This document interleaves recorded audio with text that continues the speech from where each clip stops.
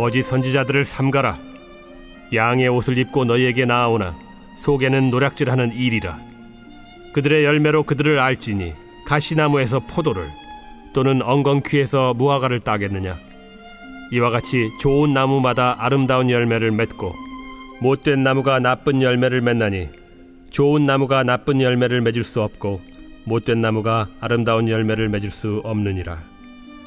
아름다운 열매를 맺지 아니하는 나무마다 찍혀 불에 던져지느니라. 이러므로 그들의 열매로 그들을 알리라. 나더러 주여 주여 하는 자마다 다 천국에 들어갈 것이 아니요 다만 하늘에 계신 내 아버지의 뜻대로 행하는 자라야 들어가리라.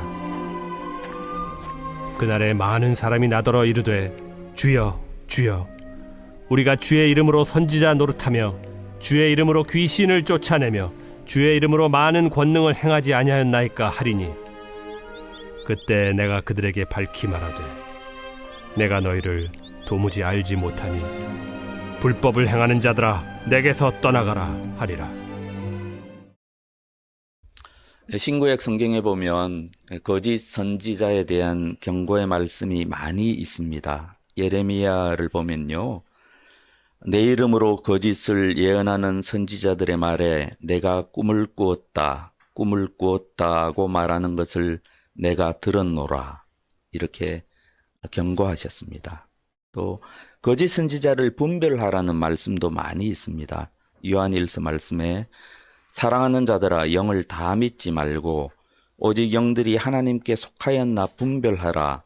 많은 거짓 선지자가 세상에 나왔음이라.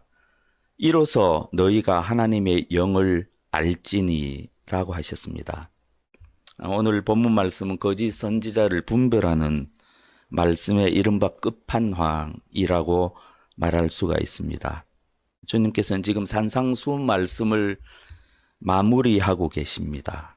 그리고 거짓 선지자들을 삼가라 라고 엄하게 경고하고 계십니다.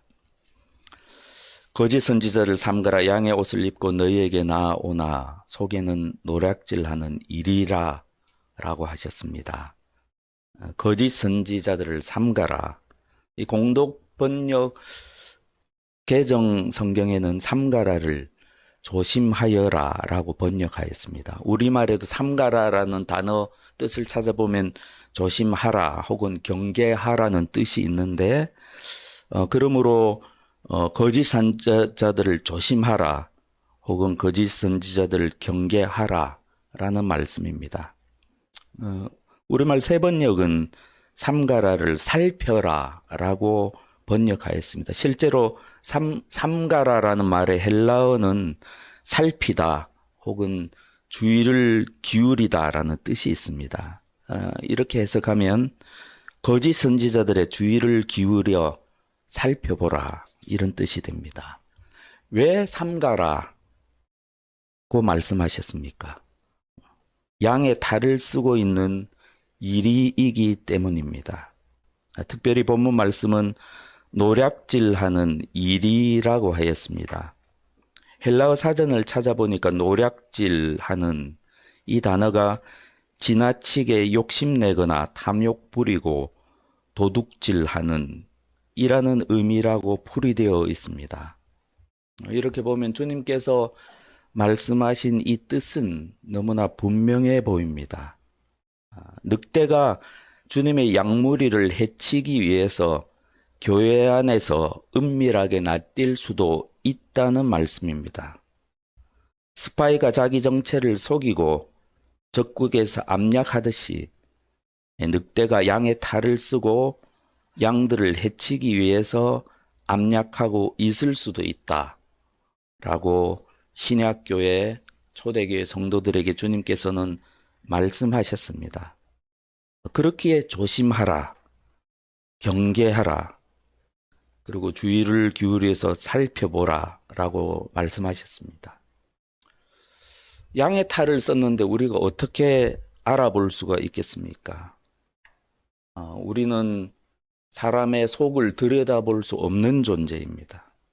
그래서 사람의 겉모습만 보고 판단할 수밖에 없습니다. 오직 하나님만 사람의 속을 들여다볼 수 있는 것을 우리는 잘 알고 있습니다. 우리가 교회 내에서 지체의 마음속까지 들여다보고 평가하는 것은 우리에게 주어진 권한이 아닙니다. 마음속까지 들여다보는 것은 오직 우리를 창조하신 하나님의 주권에 속한 일입니다. 그런데도 우리 주님은 알 수 있다라고 말씀하셨습니다. 양인지 늑대인지 어떻게 알 수 있습니까? 그들의 열매를 보면 분명히 알 수가 있다라고 말씀하셨습니다. 그들의 열매로 그들을 알지니 가시나무에서 포도를 또는 엉겅퀴에서 무화과를 따겠느냐. 어린아이도 이해할 수 있는 말씀입니다. 가시나무에서 포도 열매를 기대할 수는 없지 않습니까? 무화과를 먹으려고 엉겅퀴를 찾는 바보가 어디에 있겠습니까? 예수님은 이런 일이 불가능하다라고 말씀하고 계십니다. 참된 선지자는 참된 열매를 맺고 거짓 선지자는 거짓 열매를 맺는다라고 말씀하십니다. 그래서 열매를 보면 안다라고 말씀하시는 것입니다. 이와 같이 좋은 나무마다 아름다운 열매를 맺고 못된 나무가 나쁜 열매를 맺나니 좋은 나무가 나쁜 열매를 맺을 수 없고 못된 나무가 아름다운 열매를 맺을 수 없느니라. 의미가 똑같은 건 없는데 우리 속담을 쭉 찾아보니까 까마귀 학이 되랴 라는 것이 있습니다. 그리고 닭의 새끼 봉황 되랴 라는 것도 있습니다. 양이 늑대가 될 수가 없고 늑대는 양이 될 수가 없다는 말씀입니다. 양은 양의 행실을 하고 늑대는 늑대의 행실을 할 뿐이다 라고 주님이 말씀하시는 것입니다. 우리 모두 성경을 쭉 읽어왔기 때문에 열매에 대해서는 잘 알고 있다고 생각합니다. 그런데 성경 전반에 보면 열매는 가장 풍성한 성경의 가운데 하나입니다. 단순하게 말하기 힘들 정도로 풍성한 의미를 담고 있습니다. 그리고 각 책에 따라 강조점도 조금 차이가 있습니다. 오늘 예수님 말씀에서 열매는 무엇을 뜻합니까? 보통 두 가지 극단에서 해답을 찾으려고 하는 것입니다. 어떤 사람들은 열매라고 하면 사람이 주님을 위해 힘써 노력한 주님께 돌려드리는 어떤 일의 결과, 그런 것들을 열매라고 생각하는 것입니다. 전혀 그런 면이 없는 것은 아니죠. 또 어떤 사람들은 사랑이나 자비와 같은 어떤 우리 인간의 내면의 품성, 인격, 이런 것들을 생각하는 것 같습니다. 이런 요소가 전혀 없는 것은 아니죠. 하지만 제 생각에는 두 가지 견해 모두 조금 한쪽 극단으로 치우친 건 아닌가 생각을 해봅니다.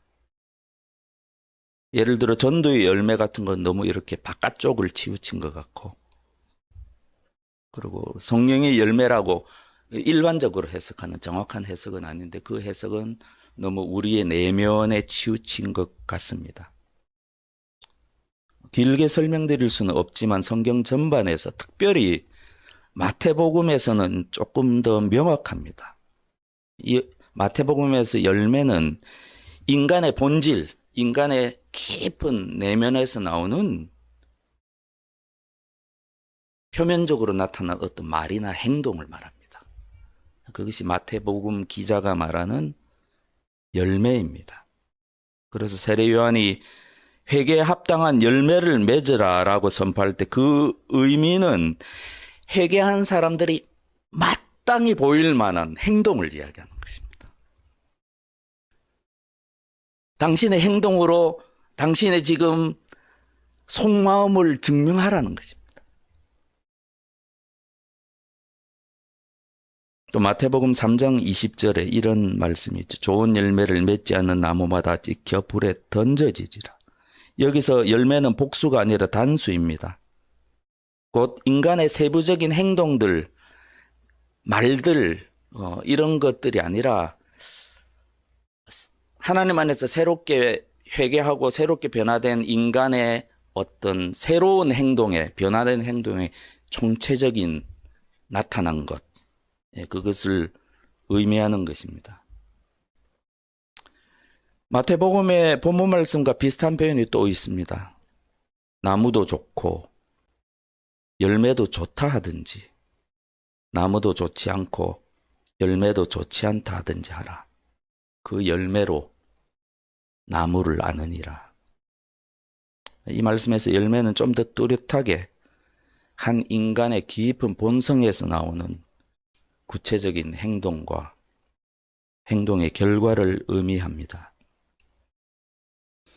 한 인간의 본성에서 나오는 구체적인 행동 가운데 우리의 행동, 순종의 행동, 그런 것뿐만 아니라 우리의 말도입니다. 예수님은 특별히 말을 중요하게 취급하셨습니다. 그래서 마음에 있는 것을 이렇게 낸다고 말씀하셨고, 이렇게 되는 것은 사람을 더럽게 하지 못한다 라고 그렇게 말씀하신 적도 있죠.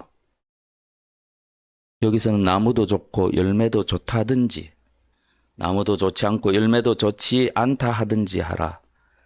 그 열매로 나무를 아느니라.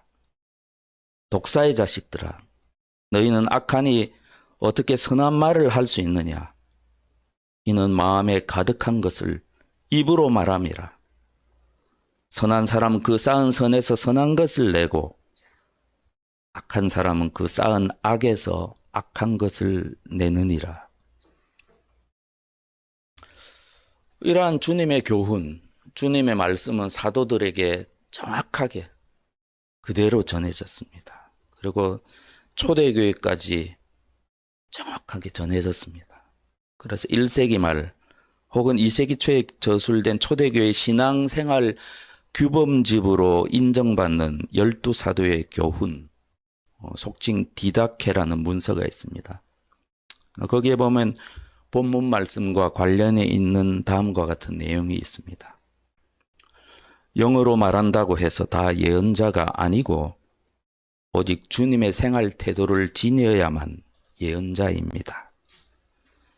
거짓 예언자와 참 예언자는 그 생활 태도로서 밝혀질 것입니다.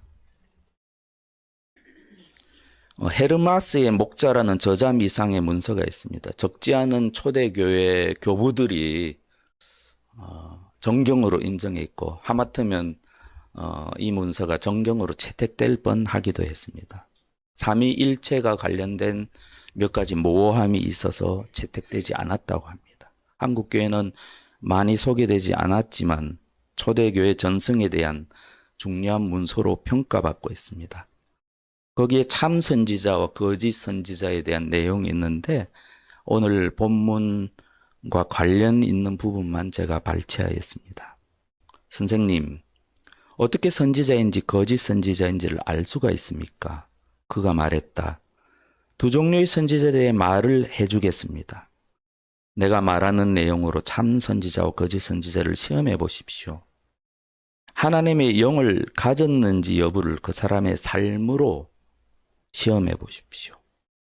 먼저 하나님의 영을 가진 사람은 온유하고 침착하며 겸손합니다.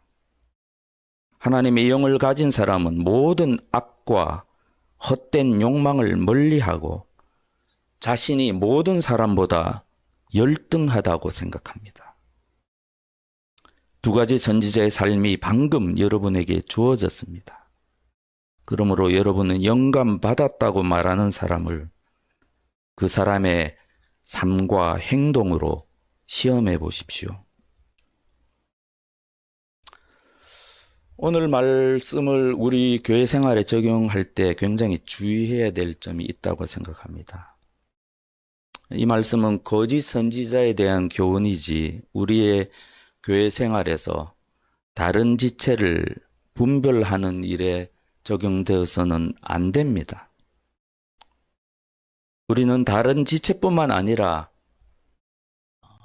신자가 아니라 하더라도 그 사람의 속을 들여다보고 판단하는 일을 하지 않아야 합니다. 비판하지 말라는 예수님의 말씀은 이와 관련이 있습니다. 왜냐하면 사람의 속을 들여다보고 판단하고 분별하는 일은 오직 하나님의 주권에 속한 하나님의 일이기 때문입니다. 사람의 마음은 하나님의 성소입니다. 우리 마음 속에는 오직 하나님만 관여하실 수 있고 하나님만 계실 수 있는 거룩한 곳이 있습니다. 믿지 않는 사람의 마음 속에는 그 사람의 영만 있습니다. 그렇다고 해서 우리가 그 사람의 마음을 간섭해서는 안 됩니다. 믿는 사람의 마음 속에는 그 사람의 영과 하나님의 성령이 같이 있습니다. 우리의 본질의 가장 깊은 그 마음 안에 지극히 거룩하다고 일컬어지는 지성소가 있는 것입니다. 그러므로 우리는 사람의 마음을 판단하고 간섭하고 조종하려고 하기보다는 가능하면 겉으로 드러난 그 사람의 말과 행동을 믿어주는 태도를 지녀야 할 필요가 있습니다. 우리가 주님의 교회 안에서 내가 다른 사람에게 관여할 수 있는 부분과 오직 하나님만 관여하실 수 있는 부분을 구분하는 태도는 매우 중요하다고 생각합니다. 하나님만 관여하실 수 있는 그 거룩한 곳에 함부로 넘나드는 태도는 매우 위험합니다. 제가 최근에 깊이 깨달은 저에게 하신 말씀입니다. 이것들은 제가 자주 저지르던 큰 죄이고 특별히 하나님의 일을 하는 사람들 굉장히 조심해야 할 부분이라고 생각합니다. 이러한 범죄는 지체의 영혼에 큰 상처를 낼 수가 있고 이런 상처들은 쉽게 치유되지 않습니다. 다시 한번 말씀드립니다. 우리는 인간의 마음을 심판할 권리가 없습니다. 오직 인간의 마음을 보시고 심판할 권한은 오직 하나님께만 있습니다. 그리고 우리의 중심을 보시는 하나님도 마지막 심판 때 우리의 중심이 아니라 우리의 말과 행동으로 심판하십니다. 저는 이 사실이 굉장히 놀랍게 느껴졌습니다. 나더러 주여 주여 하는 자마다 다 천국에 들어갈 것이 아니요 다만 하늘에 계신 내 아버지의 뜻대로 행하는 자라야 들어가리라. 이 말씀을 통해 우리는 말로 하는 신앙 고백이 얼마나 주님 앞에서는 공허한 것인지 다시 한번 깨달을 수 있다고 생각합니다. 예수님을 주님이라고 부르면서도 우리의 마음과 몸과 우리의 모든 것을 다해 주님께 충성하지 않는 삶의 자세가 얼마나 무서운 결과를 낳는지 우리는 알아야 합니다. 예수님 이 말씀을 하실 당시 고대 사회에서 왕에게 충성하지 않는 결과는 죽음입니다. 하물며 하늘과 땅의 모든 권세를 아버지께 받으신 예수님께 드리는 믿음의 충성이야 더 말을 할 수가 있겠습니까? 말로만 주님이라고 하고 주님을 주님답게 모시지 않는 그런 사람들에게 천국은 없습니다. 우리 말로만 하는 신앙 고백은 마지막 날 주님의 심판대 앞에 설 때는 아무런 소용이 없습니다. 그래서 우리 믿음의 선배들은 상상할 때 주님의 심판대 옆에 펼쳐져 있는 큰 스크린에 우리의 마음이 아니라 우리의 모든 평생에 걸친 말과 행동들이 주님 앞에서 너무나 부끄러운 그 행동들이 파노라마처럼 펼쳐진다고 상상하셨는지도 모릅니다.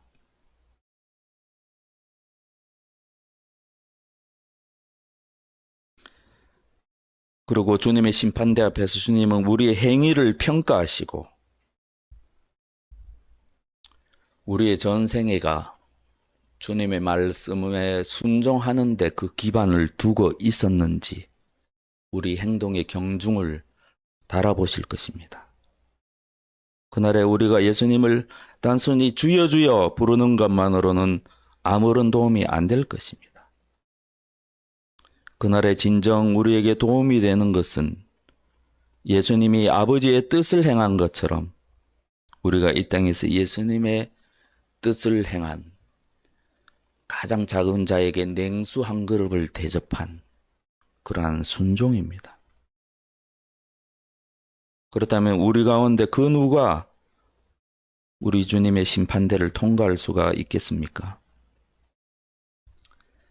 그날에 많은 사람이 나더러 이르되 주여 주여 우리가 주의 이름으로 선지자 노릇하며 주의 이름으로 귀신을 쫓아내며 주의 이름으로 많은 권능을 행하지 아니하였나이까 하리니 많은 사람이라고 하셨습니다. 주님의 심판대 앞에서 절망할 사람이 많을 것이라고 말씀하셨습니다. 이미 구원의 길은 좁다고 주님께서는 여러 차례 말씀하신 적이 있습니다. 그리고 오늘 말씀을 보면 우리는 도대체 어떤 사람이 천국에 들어갈 수 있는지 의아하게 됩니다. 절망한 사람들도 주여 주여 애타게 주님을 찾습니다. 하지만 아무런 소용이 없습니다. 그들이 주의 이름으로 행한 모든 것을 주님 앞에 제출합니다. 우리가 주의 이름으로 선지자 노릇하며, 여기서 선지자 노릇하며라고 부정적인 어감으로 표현된 이 표현은 단순히 예언하며라는 뜻입니다. 그리고 우리가 주의 이름으로 귀신을 쫓아내며 우리가 주의 이름으로 많은 권능을 행하지 아니하였나이까. 여기서 표현된 모든 것이 예수님이 하시던 일입니다. 그리고 초대교회 때 사도들이 하던 일입니다. 그리고 주님을 진심으로 따르며 주님께 충성하던 구원받은 모든 성도가 교회 안에서 그리고 세상에서 하던 일입니다. 이것이 중요한 포인트입니다. 모두가 다 주님을 위해 주님의 이름으로 주님의 이름을 부르며 주님의 권세로 주님의 일을 한 사람입니다. 예수님은 의도적으로 이렇게 말씀하시는 것입니다. 너희가 설사 사도라고 하더라도 소용이 없다. 너희가 하나님을 위해 내가 했던 그 모든 일을 하더라도 너희의 구원에는 조금도 도움이 되지 않을 것이다. 그리고 내가 보낸 사도의 일을 너희가 그대로 하더라도 그 모든 놀라운 성과조차 너희의 구원에 도무지 도움이 되지 않을 것입니다. 여기서 우리가 생각해야 될 지점이 있습니다. 문제가 무엇입니까? 우리가 주의 이름으로 주님의 일을 하는 것입니까? 우리가 주님이 성령을 통해서 주신 은사에 따라 예언을 하는 것이 문제입니까? 아닙니다. 우리가 영적 선정을 선포하고 세상에 있는 악한 세력과 전쟁을 벌이는 것이 문제입니까? 아닙니다.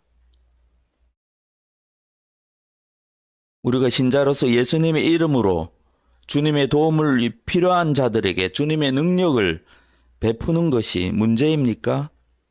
아닙니다. 그런 것이 문제가 아닙니다. 여기서 예수님이 지적하시는 문제는 예수님의 계명보다 그리고 예수님의 계명에 대한 순종보다 산상수훈 전체에서 말씀하신 이렇게 하라라고 말씀하신 그 주님의 말씀보다 더 중요하게 생각하는 그 주님의 일입니다. 예수님의 계명과 하나님의 거룩하신 계명과 무관하게 진행되는 어떤 은사주의적인 사역이나 능력의 사역이라도 그 자체로서 주님께 아무런 의미가 없을 뿐 아니라 그 개인이 하나님 나라에 들어갈 기본적인 요건조차 되지 못한다. 이렇게 우리에게 말씀하고 계시는 것입니다.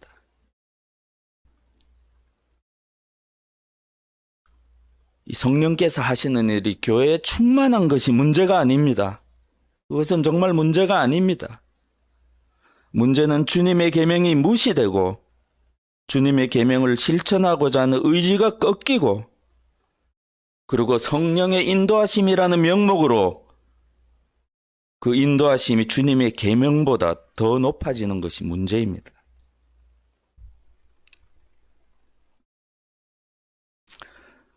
여러분 한번 생각해 보십시오. 성령의 능력, 성령을 왜 믿는 자에게 주셨습니까? 성령을 통해서 하나님께서 주시는 그 모든 좋은 것들은 우리 구원을 위해서 주신 것입니다. 하지만 우리는 그러한 차원보다 하나님께서 택하신 백성에게 주시는 성경에 나타난 그 목적을 주목해 보아야 합니다. 하나님께서 믿는 백성에게 왜 성령을 주십니까? 그 목적이 무엇입니까? 그것은 하나님의 계명을 우리가 사랑하는 하나님의 계명을 실천할 수 있도록 하시기 위해서 성령을 주시는 것입니다. 그것이 전부입니다. 우리가 할 수 없는 그것을 하나님께서 하게 하십니다. 그것보다 더 큰 하나님의 사랑이 어디 있겠습니까? 하나님은 성령을 통해 하나님 자녀들에게 하나님의 거룩한 계명을 실천할 능력을 주십니다.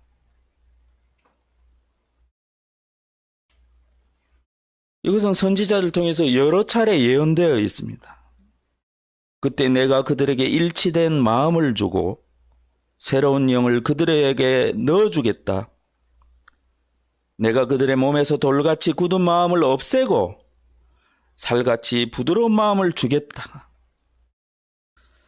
그래서 그들은 나의 율례대로 생활하고 나의 규례를 지키고 그대로 실천하여 내 백성이 되고 나는 그들의 하나님이 될 것이다. 하나님께서 이것보다 더 원하시는 것이 무엇이겠습니까?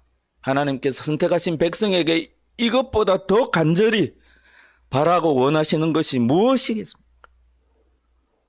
그리고 하나님의 선택하신 백성이 간절히 원하고 또 원하게 되는 그것이 이것이 아니면 도대체 무엇입니까?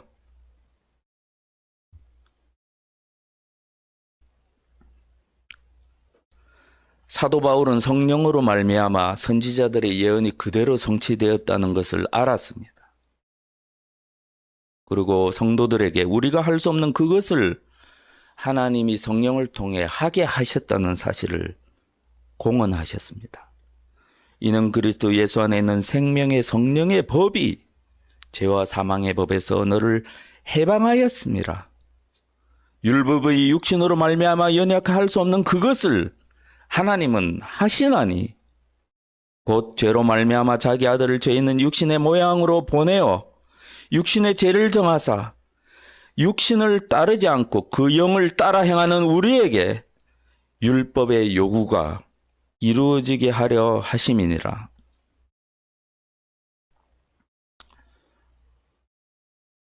그러므로 예수님은 주님의 양들에게 여러 차례 이러한 말씀을 하셨습니다. 내가 너희에게 이르노니 너희 의의가 서기관 바리새인보다 더 낫지 못하면 결단코 천국에 들어가지 못하리라. 또 이렇게 말씀하셨습니다. 그러므로 하늘에 계신 너희 아버지의 온전하신 것 같이 너희도 온전하라. 하나님이 우리에게 가장 바라시는 것입니다. 그리고 하나님께서 선택하신 모든 백성이 예수님의 이 말씀이 이루어지기를 너무나 간절히 바랍니다. 그리고 예수님의 이 말씀을 이루시기 위해서 하나님은 예수님을 통해서 우리 모두에게 성령을 주십니다. 그래서 평생 예수님의 계명을 지키기 위해 불같은 성정을 가졌던 사도 요한은 말년에 다음과 같이 고백하였습니다. 하나님을 사랑하는 것은 이것이니 우리가 그의 계명들을 지키는 것이라. 그의 계명들은 무거운 것이 아니로다. 무릇 하나님께로부터 난 자마다 세상을 이기느니라. 세상을 이기는 승리는 이것이니 우리의 믿음이니라. 그때 내가 그들에게 밝히 말하되 내가 너희를 도무지 알지 못하니 불법을 행하는 자들아 내게서 떠나가라 하리라. 주님의 계명을 가볍게 여기는 자들은 저주받을 것입니다. 우리가 심판하는 것이 아니라 주님께서 친히 심판하실 것입니다. 우리 모두는 주님의 심판대 위에 설 그날을 두렵고 떨림으로 기대하고 있습니다. 그날에 우리 주님은 선택하신 모든 백성의 원한을 풀어주시고 이 땅에서 충성스러운 자들을 높이실 것입니다. 말로만 아니라 충성스러운 행동으로 주님을 향한 믿음의 순종을 증거로 제출한 자들에게 주님은 말할 수 없는 은혜로 영원한 상급을 허락해 주십니다. 그날에 우리는 거룩하신 주님을 원없이 사랑하게 될 것입니다. 그리고 거룩하신 주님께 죄송한 마음으로 또한 우리 마음은 끝없이 절망할 것입니다. 그런데도 선택하신 백성을 사랑하시는 우리 주님은 우리의 모든 부끄러운 말과 행동을 주님의 보혈로 덮으실 것입니다. 내가 죽도록 충성하였으니 생명의 멸류관을 내게 주겠다라고 말씀하실 것입니다. 우리가 그토록 우리 눈으로 뵙기를 사모하던 우리 주님께 더 이상 무엇을 바라겠습니까? 내가 죽도록 충성하였구나. 이제 생명의 멸류관을 내게 주겠다.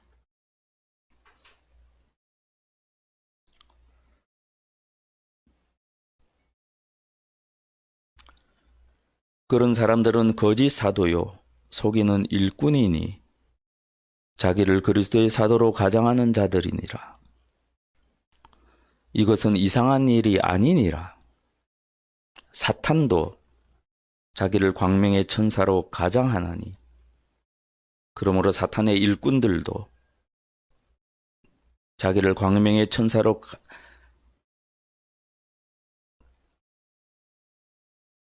그러므로 사탄의 일꾼들도 자기를 의의 일꾼으로 가장하는 것이 또한 대단한 일이 아니니라. 그들의 마지막은 그 행위대로 되리라.